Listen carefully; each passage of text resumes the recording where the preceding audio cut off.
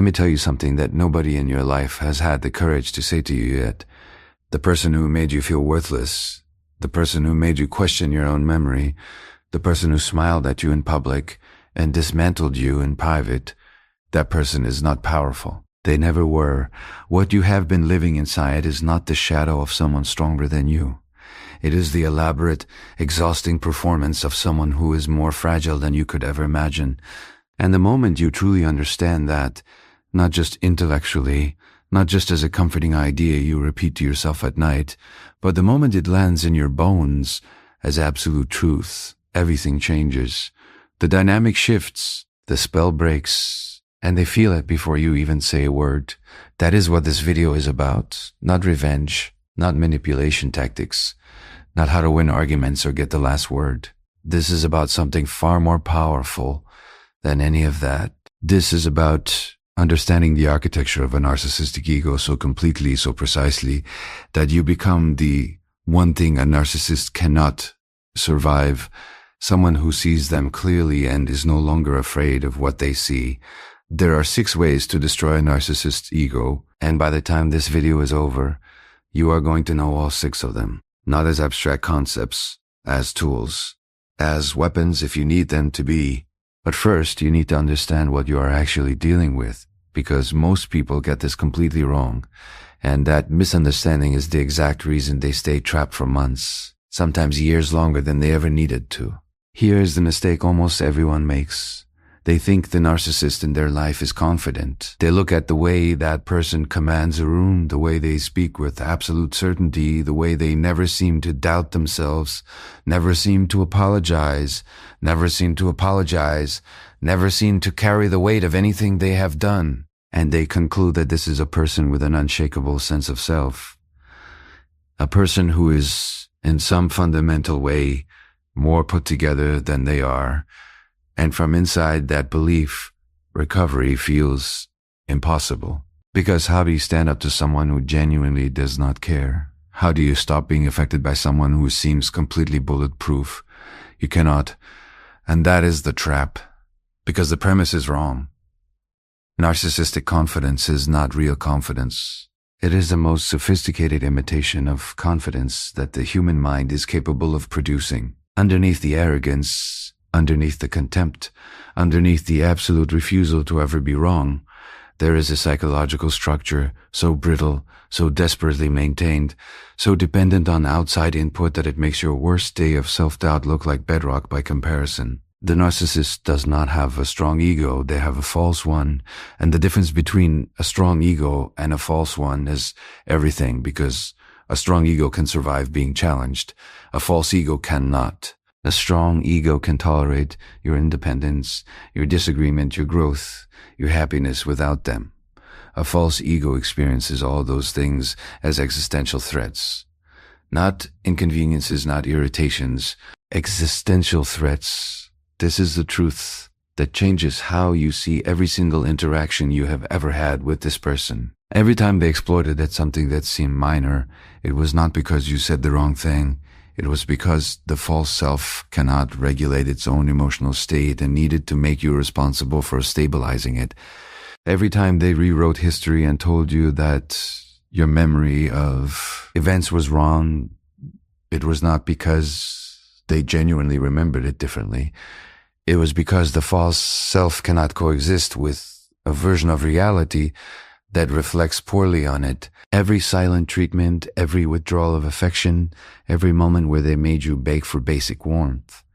None of it was strength. All of it was a person using the only tools they have to keep a constructed identity from falling apart. You were not dealing with someone too strong to be affected by you. You were dealing with someone so affected by everything that they built an entire personality designed to make you believe otherwise. Sit with that for a moment. Now here's where it gets important. Understanding this does not mean feeling sorry for them. Understanding this does not mean excusing what was done to you or minimizing the very real damage that was caused. The fragility of the narcissist is not your responsibility to manage or to heal. It never was. What this understanding does is something far more useful. It relocates the power. Because if the narcissist's ego is not a fortress but a fabrication, then the things you do, the way you carry yourself, the choices you make about how much access they have to you and your emotional world, all of those things have far more impact than you have been led to believe. You are not powerless here. You never were. You were just operating without the right information. That changes now. The 6 methods we are going to cover are not theoretical. They are practical, they are psychological, and they work precisely because they target the specific vulnerabilities of the narcissistic ego, rather than trying to fight it on its own terms. Fighting a narcissist on their own terms is a losing game. They have been playing it their entire lives, but playing a different game entirely, one built on clarity, boundaries, emotional mastery, and relentless self-respect. That is a game they have no answer for. Stay with me, because what comes next is going to reframe everything. The first way to destroy a narcissist's ego is detachment. And before you tell yourself you already know what that means, I want you to stop. Because what most people think detachment means and what it actually requires are 2 completely different things. Most people think detachment means not caring. They think it means building a wall, going cold, shutting down emotionally, and presenting a blank face to the world. That is not detachment. That is suppression. And suppression does not work because the narcissist can feel the difference. They can sense the effort behind the wall. They can sense that underneath the performance of not caring, you are still very much engaged, still very much affected, still very much theirs in every way that matters to them. Real detachment is not a performance. It is a neurological shift.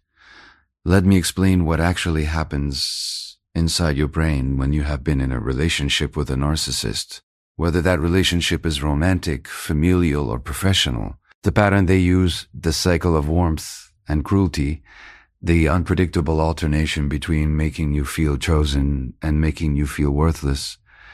This pattern does something specific to your brain chemistry.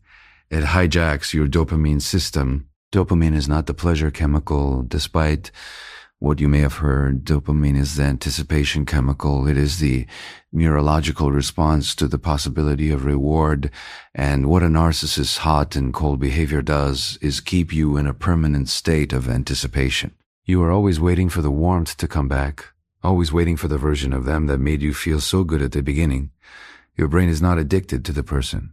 Your brain is addicted to the cycle, to the hope, to the almost. That is why logic does not break the bond. That is why knowing they are bad for you does not make you stop thinking about them. That is why you can rehearse every cruel thing they ever did and still find yourself reaching for your phone to check if they have messaged. It is not weakness. It is neuroscience. And understanding that it is neuroscience, difference toward actually dismantling it. Detachment is the process of starving that cycle. Every time you resist the urge to check their social media, you weaken the neural pathway. Every time you feel the pull to respond to a provocation and you choose not to, you are literally rewiring your brain. Neuroscientists call this process synaptic pruning. The pathways that are not used begin to weaken and eventually dissolve. The bond was built through repetition. It is dismantled through repetition. Not one dramatic decision made on a good day. A daily, consistent, sometimes hourly practice of redirecting your attention away from them and back toward yourself. And here is what happens when you do it long enough. Here is the part that matters most. The narcissist feels it, not because you told them. Not because you made an announcement or sent a final message. They feel it because their psychological survival depends on your emotional availability. They need you engaged. They need you reactive. They need you in the cycle. Your anger feeds them. Your pain feeds them. Even your attempts to reason with them feed them. The only thing that does not feed them is your genuine, settled, neurological indifference. And when that indifference begins to develop, when you stop being available as an emotional resource, their ego begins to destabilize in ways that no argument, no confrontation, and no amount of calling them out ever could. Your absence is louder than anything you could ever say. Use it. The second way to destroy a narcissist's ego is through boundaries, but not the kind of boundaries most people set, which are really just requests dressed up in firm language. A real boundary is not something you communicate. It is something you enforce. And the distinction between those two things is the difference between a boundary that works and a boundary that becomes another instrument of their control over you. Here is what happens when most people try to set boundaries with a narcissist. They explain the boundary, they justify it, they provide context, history, emotional reasoning. They say, when you do this, I feel that, and so I need you to stop. And the narcissist listens, or appears to listen, and then does one of several things. They argue that the boundary is unfair. They reframe your self-protection as an attack on them. They agree to the boundary and then systematically test it until you either enforce it or abandon it. And if you keep explaining, keep justifying, keep trying to make them understand, you have already lost, because the conversation itself is the trap. The goal of the conversation from their side is not to reach understanding. The goal is to get you to lower the boundary by making you feel unreasonable for having it in the first place. So you stop explaining completely. A boundary is an action, not a statement. If you said you would leave the room when they raised their voice, you leave the room without commentary, without a look, without anything that could be interpreted as an invitation to escalate or negotiate. If you said you would not respond to messages after a certain hour, the message goes unanswered, without an explanation the next morning, without a justification, without an apology for the silence. The boundary is demonstrated through behavior, repeatedly, consistently, without exception. Every time you hold a boundary without explaining it, you do something to a narcissist that is genuinely destabilizing. You demonstrate that you cannot be argued out of your own self-respect. And for a person whose entire relational strategy is built on the assumption that everyone can eventually be manipulated back into compliance, that demonstration is terrifying. It does not just frustrate them. It forces them to confront something they have spent their entire life engineering their way around, the reality that they do not have control over you, and each time they are confronted with that reality, the false self cracks a little further, not because you are punishing them, because you are finally, completely treating your own well-being as non-negotiable. That is not cruelty, that is freedom. Section 3, the next two weapons, EML, geniality and self-growth. Words 2001-3000. The third way to destroy a narcissist's ego is emotional neutrality. And I want to be very precise about what this means, because it is the most misunderstood concept in every conversation about narcissistic abuse, and the misunderstanding costs people enormously. Emotional neutrality does not mean you stop feeling. It does not mean you become robotic, cold, or disconnected from your own inner life. It does not mean you pretend nothing affects you. What it means is this: you stop performing your emotions for their consumption. You stop allowing your internal experience to become external data that they can collect, interpret, and use to calibrate their next move against you. Because that is exactly what a narcissist does with your emotions. Every single one of them. Your joy is useful to them because it confirms their power to elevate you. Your sadness is useful because it confirms their power to diminish you. Your anger is useful because it proves you are still invested, still in the game, still emotionally tethered to them in a way they can exploit. Even your attempts to stay calm are useful if they can see the effort it is costing you, because effort means you still care enough to manage yourself around them.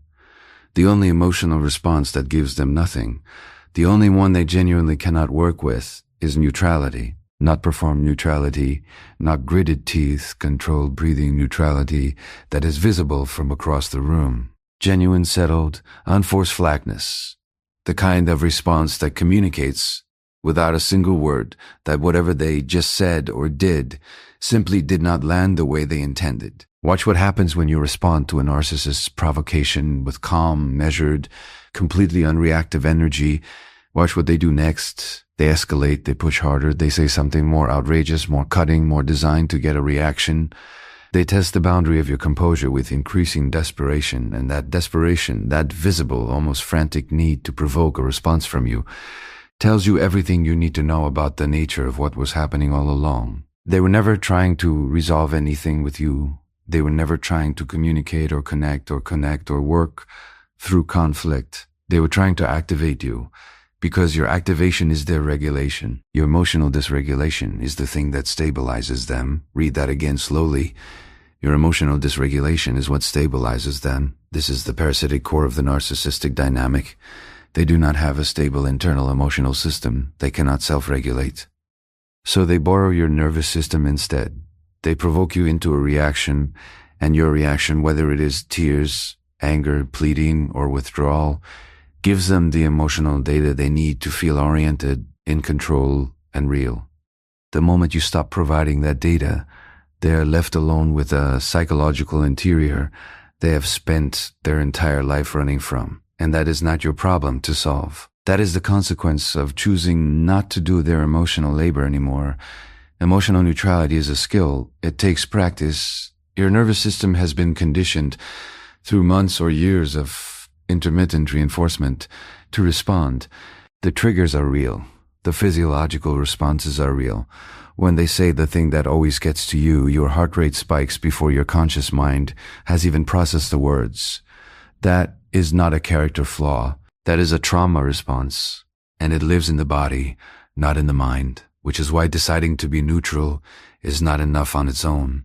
You have to train the body, breath work, grounding, deliberate, consistent nervous system regulation until your baseline shifts, and the provocations simply do not reach you the way they used to. But when you get there, when you can sit across from someone who once had the power to shatter your entire day with a single sentence and feel nothing but quiet, settled clarity, the shift in the room is unmistakable. You become, in that moment, someone they cannot reach, someone who is right there in front of them, and yet completely beyond their grasp. And for a person who has built their entire sense of self on the ability to control the emotional atmosphere around them, encountering someone they genuinely cannot move is not just frustrating. It is the closest thing to ego death they will ever experience without losing consciousness. That stillness is more powerful than any confrontation you will ever have. Use it. The fourth way to destroy a narcissist ego is self-growth. Visible, undeniable, relentless self-growth. And I want you to understand the psychological mechanics of why this works. Because on the surface it might seem too simple. Just improve your life, and they will be bothered by it. But what is actually happening is far more precise than that, and when you understand the mechanism, you will pursue your growth with a different kind of intentionality. When a narcissist ends a relationship with you, or when you finally find the strength to leave, they do not walk away neutral. They walk away with a story. They need that story the way they need oxygen, because without it, they are left holding the full weight of what they actually did. The story says you are the problem. You are too sensitive, too needy, too unstable, too much, not enough. They tell this story to mutual friends. They tell it to their next partner. Most dangerously, they tell it to themselves over and over, because the false self cannot survive in a reality where they are the one who caused harm. You're suffering in the aftermath of the relationship. The gray eye of the confusion, the loss of confidence, actually serves their narrative. It confirms it. It is painful proof that they were right about you all along. Your growth destroys the story entirely. When you begin to heal, when you rebuild your confidence and your clarity and your sense of direction, when your life begins to visibly improve, when you look healthier, move with more purpose, pursue goals you shelved while you are busy surviving someone else's chaos. The narcissist is confronted with a cognitive dissonance they cannot resolve within their existing framework. If you were the problem, why are you thriving without them? If you were broken, why do you look more whole than you ever did inside the relationship? If they were the superior one, the stable one, the one holding everything together, why does your life look better now that they are not in it? They will not say this out loud. They may never acknowledge it to another living person, but it works on them. It gnaws at the foundation of the false self in a way that is slow and quiet and absolutely relentless, because the false self requires a world that cooperates with its narrative, and your growth is a living, breathing, daily contradiction to everything it needs to believe. So go back to school, start the business, write the book, get physically stronger, build friendships with people who see you clearly and celebrate who you are becoming.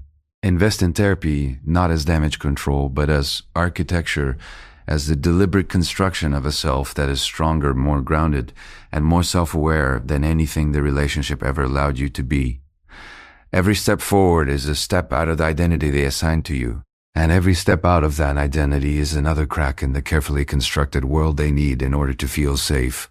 Grow like your freedom depends on it, because it does. The fifth way to destroy a narcissist's ego is the withdrawal of validation. And this one requires a level of honesty with yourself that most people are not prepared for, because the withdrawal of validation does not just mean stopping the compliments. It does not just mean refusing to tell them they are talented, attractive, or impressive. It means something far more total and far more difficult than that. It means cutting off every single form of emotional output directed toward them, including the negative ones, including the arguments, including the tears, including the conversations with mutual friends where you try to make sense of what happened, including the hours you spend replaying interactions in your mind, analyzing their behavior, trying to decode their motivations. All of it is validation. All of it is supply. This is the part that genuinely shocks most people when they first hear it, because it feels deeply unfair. You are the one who is hurt. You are the one who is trying to process something real and painful and destabilizing. Why should you have to silence your grief to protect someone who never protected you? And the answer is, you are not doing it for them. You are doing it for yourself. Because every ounce of mental and emotional energy you direct toward the narcissist, regardless of whether it is warm or cold, adoring or furious, is energy that belongs to your recovery and is instead being funneled back into a dynamic that has already taken enough from you. The clinical term for what they are seeking is narcissistic supply. And the thing that makes it so insidious is that negative supply. Your pain, your anger, your public statements about what they did is almost as nourishing to the narcissistic ego as positive. When you post about them, they feel relevant. When you post about them, they feel relevant. When you argue with them, they feel powerful. When you cry because of something they said, they feel they still have access to the interior of your life. Even your hatred keeps them close.